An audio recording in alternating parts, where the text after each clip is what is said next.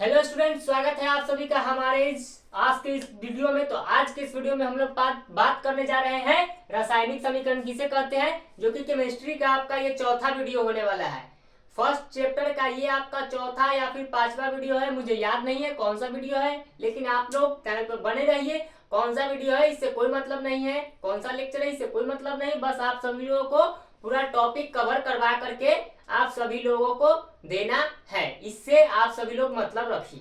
Okay, तो देखिए हमारे पास नेक्स्ट टॉपिक दिया गया है रासायनिक समीकरण, केमिकल इक्वेशन। आखिर रासायनिक समीकरण किसे कहते हैं। चैप्टर का नाम था रासायनिक अभिक्रिया एवं समीकरण। आपने रासायनिक अभिक्रिया देखा और आप क्या देख रहे हैं, रासायनिक समीकरण। मतलब आप समझ रहे हैं इतना जल्दी चैप्टर खत्म होने पर आ गया है।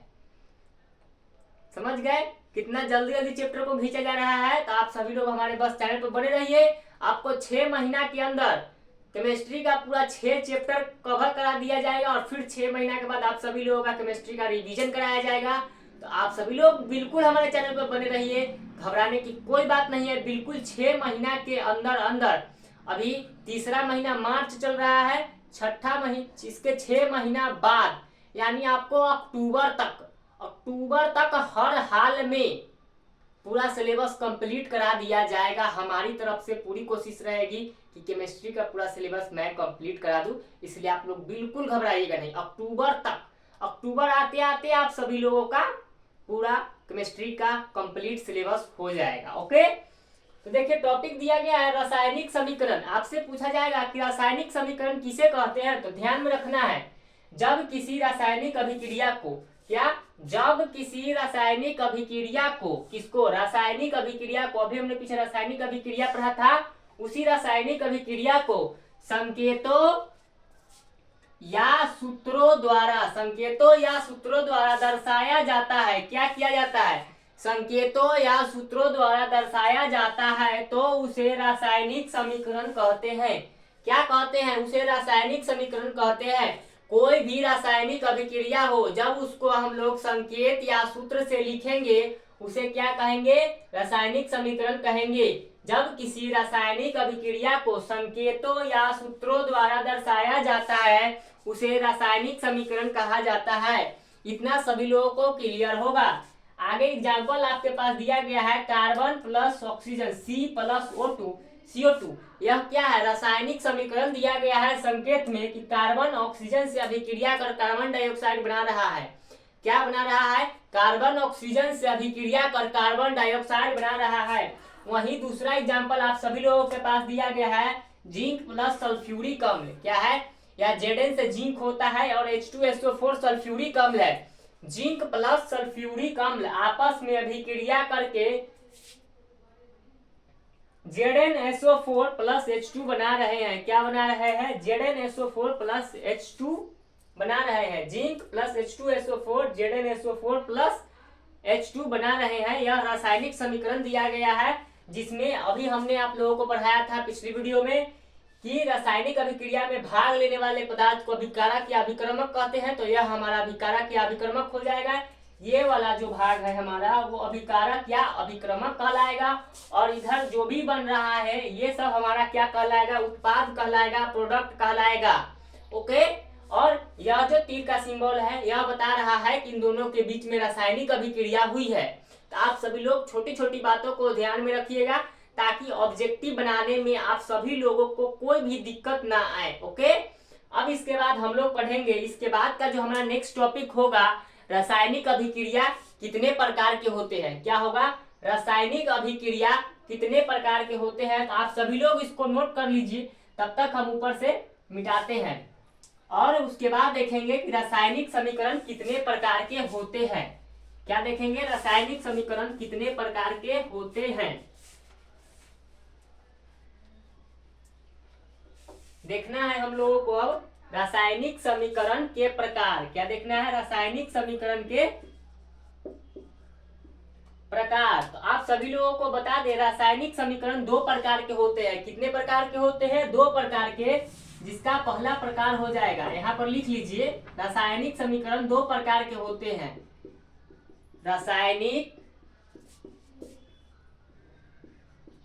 समीकरण 2 प्रकार के प्रकार के होते हैं। रासायनिक समीकरण कितने प्रकार के होते हैं? 2 प्रकार के, जिसमें पहला का नाम है संतुलित रासायनिक समीकरण। क्या होगा? संतुलित रासायनिक समीकरण। और दूसरा हो जाएगा असंतुलित रासायनिक समीकरण। क्या हो जाएगा? असंतुलित। इसे कंकाली भी बोला जाता है। क्या बोला जाता है? कंकाली रासायनिक समीकरण। असंतुलित या कंकाली रासायनिक समीकरण। 2 प्रकार के रासायनिक समीकरण होते हैं, जिसमें पहला है हमारे पास संतुलित रासायनिक समीकरण और दूसरा है असंतुलित या कंकाली रासायनिक समीकरण। इसको आप सभी लोग नोट करिए। उसके बाद हम देखेंगे संतुलित रासायनिक समीकरण किसे कहते हैं, फिर देखेंगे असंतुलित रासायनिक समीकरण किसे कहते हैं। जल्दी से आप सभी लोग इसको नोट करिए।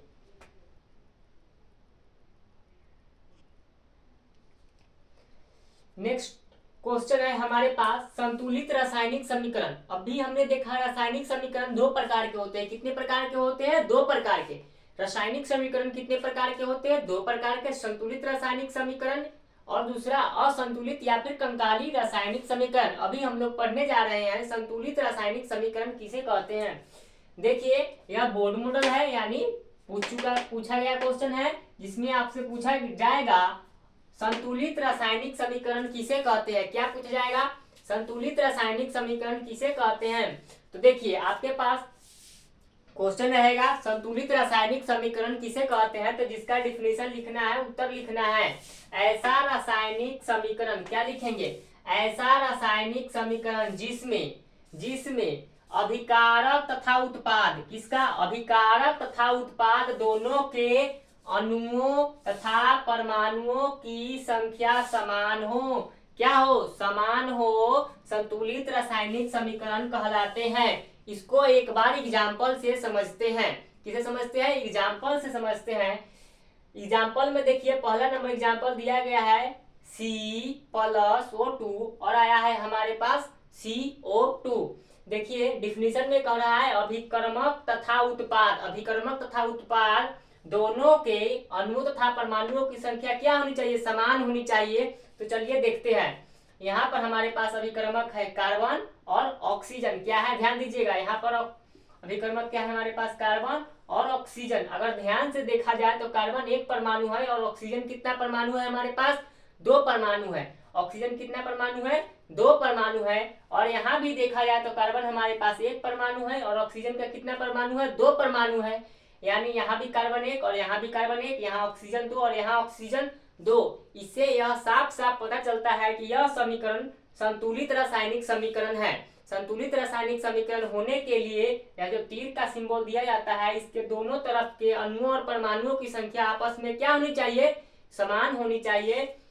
वही चीज डिफिनीशन में लिखा गया है। दूसरा एग्जाम्पल समझिए। दूसरा एग्जाम्पल दिया गया है zinc plus H2SO4, Zn plus H2SO4। Zn 1 है। इस साइड भी देखिए, Zn हमारे पास 1 है, S 1 है, S 1 है, O 4 है, यहाँ भी O 4 है हमारे पास, H2 1 है, यहाँ भी H2 है। यानी यह भी जो हमारा रासायनिक समीकरण दिया गया है, यह रासायनिक समीकरण भी हमारा क्या है? संतुलित रासायनिक समीकरण है। तो एक बार इसका डिफिनीशन फिर से समझते हैं। संतुलित रासायनिक समीकरण, ऐसा रासायनिक समीकरण जिसमें अभिक्रमक तथा उत्पाद दोनों के अणुओं तथा परमाणुओं की संख्या समान हो, उसे हम संतुलित समीकरण कहते हैं या संतुलित समीकरण कहलाता है। एग्जाम्पल दोनों आप सभी लोगों को नोट कर लेना है। ओके, इतना समझने में किसी को कोई दिक्कत नहीं होना चाहिए। समझ गए? और दूसरा दिया गया है असंतुलित रासायनिक समीकरण। क्या है हमारे पास? असंतुलित रासायनिक समीकरण। इसका डेफिनेशन देखते हैं। ऐसा रासायनिक समीकरण जिसमें अभिक्रमक तथा उत्पाद दोनों के अणुओं तथा परमाणुओं की संख्या असमान हो। यहाँ ध्यान दीजिएगा, क्या कह रहा है? असमान हो असंतुलित समीकरण कहलाता है। असमान के मतलब दोनों तरफ के अणुओं और परमाणुओं की संख्या बराबर नहीं होना चाहिए, उसे हम क्या कहेंगे? असंतुलित रासायनिक समीकरण कहेंगे। इसे एक बात याद रखिएगा, इसे कंकाली रासायनिक समीकरण भी कहा जाता है। क्या कहा जाता है? कंकाली रासायनिक समीकरण। इसका एग्जाम्पल से समझते हैं। एग्जाम्पल दिया गया है, यह दोनों हमारे पास क्या है? अभिक्रमक है। एग्जाम्पल आप सभी लोगों को दिख रहा है, यह हमारे पास यह दोनों क्या है? अभिक्रमक है। हाइड्रोजन और ऑक्सीजन, देखिए हाइड्रोजन 2 परमाणु है और ऑक्सीजन में कितना है? 2 परमाणु। लेकिन यहाँ पर हाइड्रोजन हमारे पास 2 परमाणु है और ऑक्सीजन कितना परमाणु है? 1 परमाणु है। इससे साफ साफ पता चलता है यह दोनों आपस में क्या है? बराबर नहीं है। और बराबर नहीं है इसका यही मतलब है कि वह क्या है? असंतुलित रासायनिक समीकरण है। क्या है? असंतुलित रासायनिक समीकरण।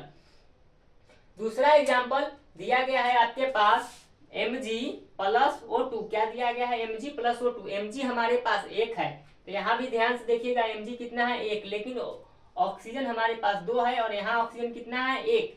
इससे यह साफ साफ पता चलता है कि यह असंतुलित है, यानी दोनों तरफ परमाणुओं की संख्या क्या है? आपस में बराबर नहीं है। बराबर नहीं होगा तो क्या हो जाएगा? असंतुलित रासायनिक समीकरण। और अगर बराबर हो गया तो वह संतुलित रासायनिक समीकरण कहलाएगा। तो असंतुलित रासायनिक समीकरण हो जाएगा ऐसा रासायनिक समीकरण जिसमें अभिक्रमक तथा उत्पाद दोनों के अणुओं तथा परमाणुओं की संख्या समान हो। अणुओं तथा परमाणुओं की संख्या क्या हो? समान हो। उसे असंतुलित रासायनिक समीकरण कहते हैं या फिर असंतुलित रासायनिक समीकरण कहलाता है। लेकिन वही आपसे अगर संतुलित रासायनिक समीकरण पूछ दिया जाए, क्या पूछ दिया जाए? संतुलित रासायनिक समीकरण। क्या पूछ दिया जाए? संतुलित रासायनिक समीकरण। तो उसमें अणु तथा परमाणुओं की संख्या क्या होनी चाहिए? समान होनी चाहिए। इस बात को आप सभी लोगों को ध्यान में रखना है और इस टॉपिक को नोट कर लेना है। आज के इस वीडियो का यह लास्ट टॉपिक है।